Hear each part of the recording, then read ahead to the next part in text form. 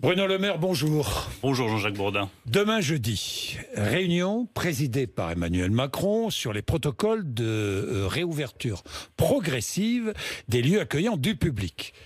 Ça veut dire quoi? Ça veut dire qu'à partir du 15 mai, vous confirmez une réouverture progressive. Non, je ne confirme pas, Jean-Jacques Bourdin, sinon la réunion de demain ne servira à rien. Donc il faut justement préparer cette réouverture demain. Préparer la réouverture, ça veut dire quoi? Ça veut dire regarder d'abord le calendrier. Regardez ensuite les différentes activités. C'est pas la même chose un restaurant terrasse ou un restaurant en salle, un restaurant, un hôtel, un bar, c'est pas forcément la même situation. Et regardez ensuite les protocoles sanitaires dont on accompagne les réouvertures pour que la réouverture soit réussie. Moi, je souhaite évidemment que la réouverture se fasse sur des bases solides, des bases sanitaires solides, qui sécurisent le client et qui nous garantissent qu'ensuite on n'est pas forcé à refermer à nouveau. Mais à partir du 15 mai. Je ne donnerai pas de calendrier. Vous ne donnez pas de calendrier. Le président de la République avait parlé du 15 mai. Ce n'est pas moi. 15 mai fait partie des hypothèses, bien entendu, mais on suit l'évolution sanitaire, la manière dont circule le virus et dont nous arrivons à limiter la circulation du virus. Et c'est sur cette base-là que les décisions sont prises. Et les décisions sont prises par le président de la République et par le Premier ministre.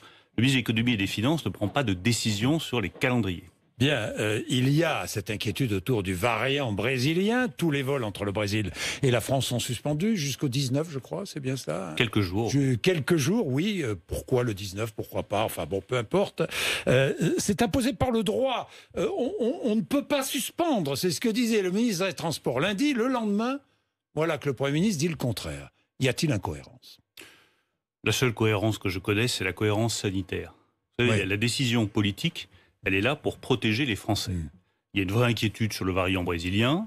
On suspend les vols en provenance du Brésil. Ça me paraît la sagesse. Ça me paraît un principe de précaution pour protéger la santé des Français. Je suis totalement favorable à cette décision. Je vais même aller plus loin. Si jamais nous apercevons que la situation continue à se dégrader au Brésil, protéger les Français, c'est continuer à suspendre les vols entre le Brésil et la France. Je vous le dis avec autant de franchise que je le pense. Continuer, sauf qu'il n'y a pas de politique européenne.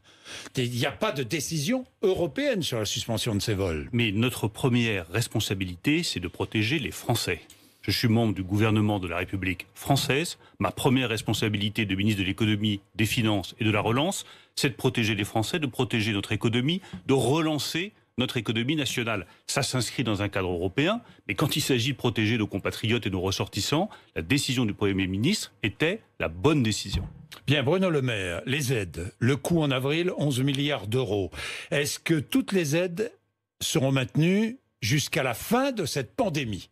Est-ce que le quoi qu'il en coûte sera maintenu jusqu'à la fin de cette pandémie?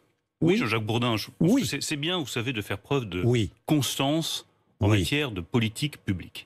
Tant qu'il y a des restrictions sanitaires, il y a un soutien public qui est apporté aux commerçants, aux artisans, aux indépendants, aux petites et moyennes entreprises, aux grandes entreprises également, qui souffrent des conséquences de ces restrictions sanitaires. Le jour où nous levons ces restrictions sanitaires, par exemple, un restaurant peut rouvrir, un hôtel va avoir à nouveau des clients. avec des jauges sanitaires. C'est bien pour cela. Est-ce que les pertes engendrées par les jauges sanitaires seront compensées? C'est bien pour cela que nous travaillons sur une dégressivité des aides et pas sur un retrait brutal des aides. Donc, si prenons votre date du 15 mai à laquelle vous semblez tenir beaucoup.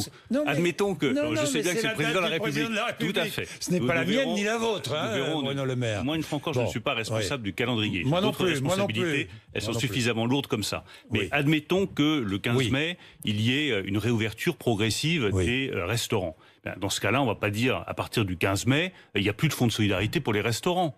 Déjà, moi, je serais favorable à ce que l'intégralité du fonds soit maintenue pour le mois de mai, parce que je trouve qu'à partir du moment où c'est la mi-mai, il faut tenir compte aussi des pertes de la première quinzaine et puis des coûts de la réouverture. Donc jusqu'à fin mai au moins. Par exemple, c'est une proposition que je fais. Et puis ensuite, sur juin, juillet, faire une dégressivité de l'aide, en partant de l'aide dont vous avez bénéficié au titre du Fonds de solidarité, en disant, voilà, on va retirer progressivement, parce qu'il y a des jauges, parce qu'il y a des contraintes, parce qu'il faut que les clients reviennent, et parce que vous avez des dépenses liées à la réouverture.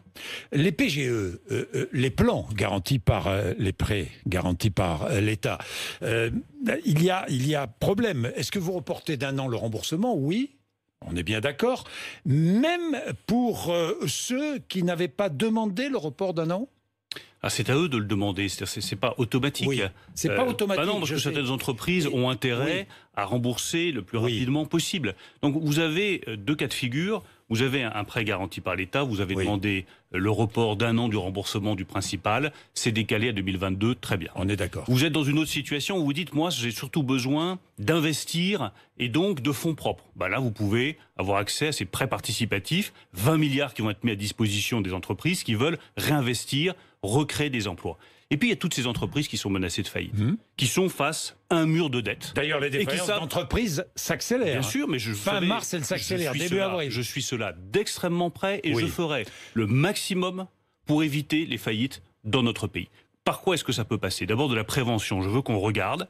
Au ministère de l'économie et des finances, on a tous les signaux d'alerte nécessaires, en liaison avec la Banque de France, pour savoir quelles sont les entreprises qui commencent à avoir un vrai problème d'endettement. À ce moment-là, je propose qu'on puisse réunir l'ensemble des parties prenantes, c'est-à-dire l'État, bien entendu, mais aussi le commissaire aux comptes, mais aussi les représentants du tribunal de commerce, et aussi évidemment les créanciers, c'est-à-dire les banquiers, et qu'on dise au cas par cas, voilà, cette entreprise-là, elle est en difficulté, elle est face à un mur de dette. On le sait, on voit venir le problème. On ne va pas attendre que l'entreprise se prenne le mur, on va regarder sa situation, l'étudier tous ensemble et voir s'il faut étaler sa dette, voire annuler sa dette en partie. Moi, je suis favorable à ce que nous regardions toutes ces hypothèses-là et je proposerai d'ici quelques semaines un dispositif de concertation et de conciliation qui doit permettre pour toutes les entreprises qui sont en train d'arriver face à ce mur de la dette, de leur proposer une solution sur mesure. Il faut du sur mesure pour les entreprises. Avec un allongement de la durée de remboursement, on parle de 8 ans.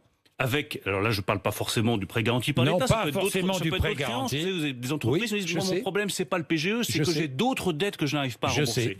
Je veux qu'on trouve une solution sur mesure. Allongement de la durée de remboursement. Ça peut faire partie des solutions. Allongement de la maturité de la dette. Annulation d'une partie de la dette, au cas par cas. Et pour les entreprises dont on sait qu'en fait, c'est juste une question de délai. Elles vont rebondir dans 2 ans ou dans 3 ans, mais il se trouve qu'elles sont dans un secteur d'activité qui est tellement fragilisé qu'elles ne vont pas y arriver. Prenez les PME du secteur aéronautique. L'industrie aéronautique est en grande souffrance. Et moi, je ne veux pas voir disparaître des compétences d'ingénieurs, de salariés, d'usinage dans une région comme l'Occitanie, parce qu'une entreprise fait face à un mur de la dette, alors que fondamentalement, elle est saine. Donc une entreprise saine, elle doit pouvoir survivre à la crise. Emmanuel Macron avait promis en décembre dernier le fameux chèque alimentaire. Quand? Il est pour quand ce chèque alimentaire? Il faudra interroger le ministre de l'Agriculture, Julien Denormandie, qui travaille là-dessus. C'est un dispositif que je soutiens totalement. Il travaille dessus. Je trouve que c'est une excellente idée de permettre aux populations les plus défavorisées d'avoir accès. Ça doit être, à mon sens, pour les populations les plus en difficulté. Les jeunes, les familles modestes. Ça peut être les jeunes, ça peut être les familles modestes. Ça, c'est vraiment au ministre de l'Agriculture de faire des propositions sur ce sujet. Je trouve que l'intuition est très bonne. Avoir une alimentation de qualité à un coût qui soit raisonnable. 3 milliards d'euros, dit le ministre de l'Agriculture. Oui, on discutera chiffres. Oui, d'accord. 3 milliards d'euros, c'est un peu trop pour vous. On discutera chiffres. Si j'ai bien compris. C'est beaucoup d'argent. On a déjà dépensé beaucoup. Mais dans le cadre du plan de relance. Je trouve vraiment que l'intuition. La relance, elle est faite principalement pour transformer notre appareil économique. Elle est pour l'investissement. D'abord, pour l'innovation, pour les technologies, pour ce qui fera la puissance de la nation française. Ça n'exclut pas des idées qui sont des idées justes, comme celle de garantir à tous les Français les plus modestes une alimentation de qualité. Bien se nourrir, ça coûte cher, on le sait tous. Certains ne peuvent pas se l'offrir, que nous apportions des solutions concrètes sous forme de chèque alimentaire, j'y suis favorable. Mais c'était en décembre, la promesse. Il va bien falloir le mettre en place avant la fin du quinquennat. Je vous parle avec la même franchise que d'habitude. C'est très compliqué à mettre en place. Oui, ça j'ai bien compris. Est-ce que moi je veux pas d'usine à gaz où on promet des choses et puis il n'y a pas un Français qui en bénéficie parce que c'est trop compliqué? Ça doit être simple. Ça doit être opérationnel, ça doit aller aux gens qui en ont réellement besoin et il ne s'agit pas de mettre en place une politique publique qui bénéficierait à des Français qui n'en auraient pas besoin. Et nous y travaillons, je suis sûr que Julien Denormandie apportera les réponses nécessaires. Bien, le programme budgétaire de la France, on va en parler, Bruno Le Maire, l'objectif c'est de lié réduire... d'ailleurs au chèque alimentation. Oui, vous voyez que c'est des coûts qui ne sont pas négligeables. Oui, pas négligeables. Et qui sont durables. L'un des objectifs, évidemment, c'est de réduire les dépenses publiques pour relancer l'activité, pour la croissance. Alors vous dites 5% de croissance cette année, vous gardez ce chiffre? Oui, prévision. je garde ce chiffre de prévision. Vous avez vu que la Banque de France, d'ailleurs, vient de montrer que les prévisions optimistes qui étaient les nôtres étaient les bonnes prévisions, que la France a une capacité de rebond économique exceptionnelle. Je suis convaincu que la France aura un chiffre de croissance élevé cette année et qu'elle saura rebondir fort après cette crise économique. Et je le dis avec beaucoup de gravité parce que je mesure l'inquiétude, l'angoisse de tous les Français qui nous écoutent, qui disent mais le chômage va arriver, les licenciements, les faillites. On vous protège et nous allons relancer notre économie. Alors, nous allons relancer notre économie, c'est ce que vous dites, il est temps. Et il est temps au niveau européen de relancer l'économie. Pourquoi? Parce que les Chinois ont pris de l'avance. Je ne parle même pas des Américains qui sont en pleine croissance. Mais nous aussi, Jean-Jacques Bourdin. Mais nous aussi, Jean-Jacques Bourdin, enfin, je veux juste qu'on fasse bien la différence entre deux choses. Ce que nous faisons au niveau national, le plan de relance français est un des premiers plans qui a été présenté en Europe, un des premiers plans à être mis en œuvre. Au moment où je vous parle, Jean-Jacques Bourdin, sur les 100 milliards d'euros du plan de relance français, nous en avons engagé 30. Un tiers du plan de relance français a déjà été engagé. Engagé sur MaPrimeRénov'. MaPrimeRénov', rénovation des bâtiments des particuliers, 200 000 primes rénov' en 3 mois, autant que sur l'intégralité de l'année passée. La digitalisation des PME, on avait prévu 280 millions d'euros, on va approcher du milliard d'euros de dépenses engagées pour digitaliser les PME. Donc le plan de relance français, il a été réalisé à temps, voté à temps par les députés de la majorité, comme d'ailleurs d'une grande partie de l'opposition, et il est exécuté à temps. Ce que je regrette effectivement, c'est que l'Union européenne, qui avait réussi en 2020 du point de vue économique et financier à apporter des réponses fortes, on vote 750 milliards d'euros de crédit, on a de la dette levée enfin en commun, on a une banque centrale européenne grâce à Christine Lagarde qui nous protège. Là en 2021, tout d'un coup, elle perd son élan. Que l'Union européenne retrouve son élan 16 pays et sa sur 27 force seulement de décision. ont voté ce plan de relance européen. 16 pays sur 27. L'Allemagne qui est elle-même immobile les tout États à coup. Européens aujourd'hui mettent du temps à ratifier la décision qui permet de décaisser l'argent européen pour les pays qui en ont le plus besoin. Alors comment faire accélérer l'Europe? Eh bien, je ne cesse d'appeler l'ensemble des États européens à ratifier le plus vite possible ce qu'on appelle la décision ressources propres pour que l'argent européen arrive aux États qui en ont le plus besoin. Parce que si on prend l'exemple français, 100 milliards, 60 du budget national, 40 de l'Europe. On peut s'en sortir. On y arrivera très bien au niveau national, ça ne pose pas de problème. Il y a d'autres États dont l'ensemble du plan de relance, je pense par exemple à l'Italie, dépend du décaissement des sommes européennes. Donc il y a urgence à ce que chaque État réalise qu'il est responsable de la situation collective de l'Europe, ratifie la décision ressources propres et nous permette de disposer d'argent. Mais je ne sais pas moi, est-ce qu'il faut provoquer la réunion de tous les chefs d'État et de gouvernement européens, une nouvelle réunion spéciale, extraordinaire, pour faire accélérer les choses, Bruno Le Maire? Je crois que c'est la responsabilité de chaque État, mais quand vous regardez chaque situation particulière, prenez l'Allemagne, qu'est-ce qui bloque? C'est pas le vote de l'Assemblée nationale allemande, le Bundestag. Ils ont voté. Ce qui pose problème aujourd'hui, c'est la Cour constitutionnelle allemande, la Cour de Karlsruhe, qui va regarder si cette décision est conforme au droit allemand. Ce qui d'ailleurs, au passage, je le dis très simplement, pose un petit problème d'avoir une Cour constitutionnelle nationale qui ne reconnaît pas que le droit européen, donc cette fameuse disposition ressources propres, l'emporte sur le droit allemand. Bien, à propos, tiens, je fais une petite parenthèse, puisque la France va présider le Conseil de l'Union européenne à partir de janvier prochain. Est-ce que vous avez l'intention de supprimer les plafonds de dette et de déficit public, les fameux critères de Maastricht, je vais 60% vous répondre. Et 3%? Franchement. Il y a deux critères.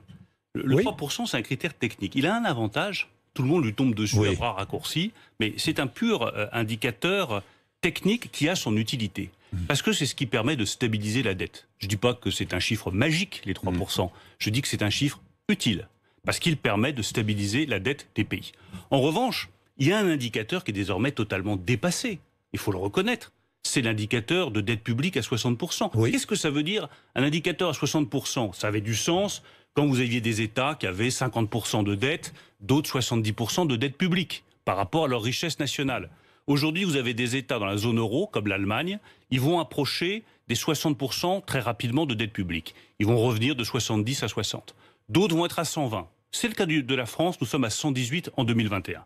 D'autres vont être à 160. Et nous allons rester à 118. C'est le cas de l'Italie. Oui. Vous voyez bien qu'à partir du moment où les niveaux de dette représentent des écarts de 100 points au sein de la zone euro entre les différents États membres, ce critère de 60% est dépassé. Donc vous demanderez la suppression de ce critère? Je demanderai à ce que, le moment venu, on ne va pas réouvrir maintenant les traités. Non, mais en janvier prochain, le moment venu, on puisse différencier la situation de chaque État membre de la zone euro plutôt que de soumettre tout le monde à un même critère qui, franchement, quand il s'éloigne trop de la réalité, n'a plus aucun sens. Faire de la politique, c'est trop plus près de la réalité. Quand on commence à s'en éloigner trop et à prendre des chiffres comme des références, alors que les situations objectives sont déjà très très loin de ces chiffres-là, ça perd tout son sens. La baisse, je reviens à la baisse des dépenses publiques, ça doit devenir une règle d'or?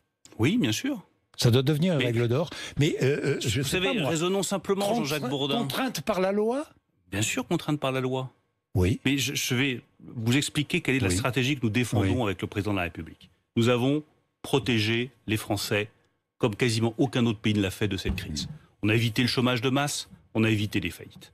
Nous relançons. Et nous sommes probablement un des États européens, membres de la zone euro, qui relance aujourd'hui avec le plus de rapidité dans l'exécution de son plan de relance. Le moment venu, c'est-à-dire, et je veux être très clair là-dessus, quand la crise économique et la crise sanitaire seront vraiment derrière nous, pour qu'on ne refasse pas l'erreur de 2009, on avait voulu rétablir les finances publiques trop vite. Le moment venu, une fois que la crise économique sera derrière nous, que l'économie aura redémarré, il faudra rétablir les finances publiques. Comment est-ce qu'on fait?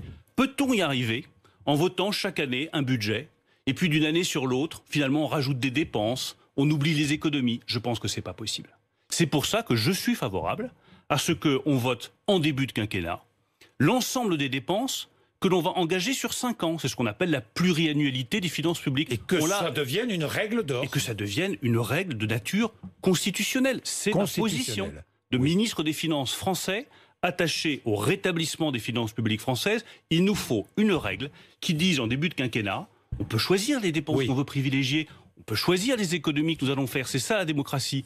En revanche, le montant global des dépenses qu'on va engager sur 5 ans, lui, on le choisit collectivement et on n'y touche pas. Et il est inscrit. Et il est inscrit. Sauf événement exceptionnel. La position d'Emmanuel Macron. Sauf crise. Ce sera l'une des propositions d'Emmanuel Macron l'année prochaine. C'est la proposition du ministre des Finances qui est attaché au rétablissement des finances publiques. Oui. Je crois que c'est son rôle. Comme je suis attaché comme ministre de l'économie à la relance économique.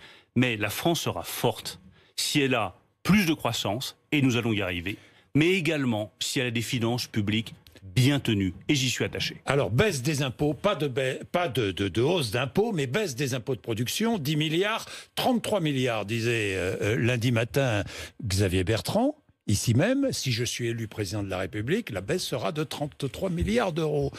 33 milliards d'euros, c'est possible ? D'abord, vous me permettrez de noter que Xavier Bertrand ferait un excellent ministre de l'économie et des finances. Et un excellent président de la République ? Un excellent ministre de l'économie et des finances d'Emmanuel Macron, quand Emmanuel Macron aura été réélu président de la République en 2022. Et un excellent candidat à la présidence, Bruno Le Maire ? Le candidat que je soutiens, vous l'avez compris, c'était Emmanuel Macron. Oui. Mais j'ai lu avec attention les propositions de Xavier Bertrand. Il demande une baisse des impôts de production. Oui. Nous sommes la seule majorité. Et je suis le seul ministre de l'économie et des finances, sous l'autorité du Premier ministre et du Président de la République, à avoir engagé cette baisse des impôts de production. Il peut la saluer, il peut la soutenir, il peut la poursuivre. Il propose plus. Il propose également que nous revalorisions les bas salaires. Nous l'avons fait depuis 4 ans avec le Président de la République. Nous avons augmenté la prime d'activité, nous avons baissé les cotisations sociales, nous avons défiscalisé les heures supplémentaires. Nous l'avons déjà fait. Il demande la mise en place d'un fonds souverain. Nous l'avons déjà fait également. Donc sa politique et ses propositions s'inscrivent dans la continuité rigoureuse de ce que nous avons fait avec le Président de la République, avec le Premier ministre et avec cette majorité en matière économique et financière depuis 4 ans. C'est pour ça que je dis, dans l'esprit de continuité, que s'il veut être ministre de l'économie et des finances d'Emmanuel Macron, il en a toutes les qualités. À votre place, Bruno Le Maire. Citroën a dévoilé avant-hier son nouveau modèle haut de gamme, la C5X, livrable en 2021, fin 2021, fabriquée en Chine, exclusivement en Chine, à Chengdu, dans le centre de la Chine. La nouvelle limousine DS9 de Citroën toujours sera aussi assemblée en Chine. Ça veut dire quoi? Ça veut dire que le haut de gamme automobile français, c'est du made in China. Mais vous savez, il n'est pas absurde de se mettre près de ses clients. Ce qui compte pour moi, c'est que PSA, le groupe PSA, 40 à 50 000 modèles vendus chaque année et beaucoup en Europe. Mais venus de Chine. Je vais vous dire très sincèrement ce qui compte pour moi. C'est que les grands groupes industriels automobiles français, Peugeot et Renault, créent de la valeur en France et donc relocalisent toutes les activités technologiques sensibles, production de moteurs, moteurs électriques, chaînes de traction en France. C'est ce qu'ils sont en train de faire. Même si le moteur de Douvrin est parti en Hongrie. Fabriqué à Douvrin est parti en Hongrie. Jean-Jacques Bourdin. Oui. Pardon. Oui. Il devait partir en Hongrie. Il ne part vrai. Pas. Il ne part pas en Hongrie. Pourquoi? Depuis 3 semaines, je discute avec Carlos Tavares. Oui. Et j'ai dit au patron de PSA, qui au passage est un très grand patron de l'industrie automobile. Vous ne pouvez pas bénéficier de l'aide à l'hybride rechargeable dont bénéficie PSA. Vous ne pouvez pas bénéficier des aides à la conversion dont bénéficie PSA. Vous ne pouvez pas bénéficier de l'ensemble de la politique, les 8 milliards d'euros que nous avons mis sur la transformation de l'industrie automobile française et délocaliser un moteur hybride rechargeable de nouvelle génération, c'est la 3e génération, en Hongrie. Je suis ravi que Carlos Tavares ait entendu nos arguments et qu'il ait finalement pris la décision de maintenir ce moteur à Douvrin. De la même façon que je suis ravi qu'il ait décidé de relocaliser de Chine en France le moteur électrique, que je suis ravi qu'il ait pris la décision d'investir sur les batteries électriques pour ouvrir toujours sur le site de Douvrin en 2022 une usine de batteries électriques. Ça apporte une preuve. Et est-ce que vous êtes ravi de voir... Mais ça apporte la preuve, Jean-Jacques Bourdin, que la relocalisation industrielle, c'est possible si on y met l'énergie et les moyens. Et ça serait mieux. Ça serait mieux, la relocalisation industrielle, si le modèle haut de gamme de Citroën, le modèle qui succède à la DS, qui succède à la XM, à la SM, soit... mais je suis un fan de voitures comme vous, Jean-Jacques Bourdin, mais un tout petit peu de cohérence. On n'arrête pas de dire aux Français, il faut que vous ayez... Imaginez Louis Vuitton, vous imaginez Hermès faire fabriquer son haut de gamme en Chine. Est-ce que vous imaginez cela? Mais je préfère de toute façon que le maximum de production soit réalisé en France. Je dis simplement qu'il faut un peu de cohérence. Je dis, il faut que nous ayons les produits les plus innovants relocalisés en France. C'est ce qui est en train de se passer. Et dans un pays qui, depuis 30 ans, connaît des délocalisations industrielles, avoir enfin des relocalisations industrielles, c'est une très bonne nouvelle. Mais on ne peut pas dire aux Français, prenez des véhicules plus petits et plus respectueux de l'environnement, et puis dans le même temps, réaliser les plus gros véhicules sur le territoire français. Et à un moment donné, il y a un problème aussi sont de cohérence. En Chine de plus en plus. Mais les plus petits modèles électriques... C'est la fabrique mondiale, la Chine. Mais la fabrique mondiale de véhicules technologiquement avancés, de moteurs, de pièces de production avancées doit se faire en France et est en train d'être relocalisée en France. Bien, un mot pour terminer sur le nucléaire. J'avais Barbara Pompili à votre place mercredi dernier. Elle me disait, nous pouvons nous passer du nucléaire. Ministre numéro 3 du gouvernement. Nous pouvons nous passer du nucléaire? Vous diriez la même chose? Nous ne pouvons pas nous passer pour le moment du nucléaire. Voilà, je vous le dis avec simplicité. Je pense que Barbara Pompili le sait aussi bien que moi. Arrêter le nucléaire demain, vous voyez, il n'y aura plus de spots, il n'y aura plus d'émissions, et les téléspectateurs ne pourront plus nous entendre. Construction de nouveaux EPR. Nous manquerons d'électricité. Mais plus petit. Faisons preuve de cohérence et de vision à long terme. Nous voulons décarboner l'économie française.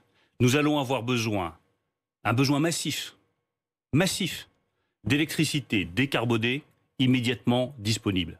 Qui va produire cette électricité décarbonée immédiatement disponible pour la domotique, pour vos véhicules électriques, pour la production d'hydrogène vert? Mais si vous vous privez du nucléaire qui nous permet de produire ensuite de l'hydrogène, d'avoir des véhicules électriques, d'avoir de la domotique, d'avoir tous les instruments dont on se sert au quotidien, eh bien nous n'y arriverons pas. Donc nous avons besoin du nucléaire pour réussir la transition écologique. Ça n'exclut pas du tout d'investir massivement dans les énergies renouvelables comme nous le faisons, mais soyons réalistes et visionnaires. Réalistes, on a besoin du nucléaire. Visionnaires, accélérons la transition écologique, l'hydrogène, les énergies renouvelables. C'est ce qui fera aussi la force de la France. Merci Bruno Le Maire, 8h53, RMC et BFM TV.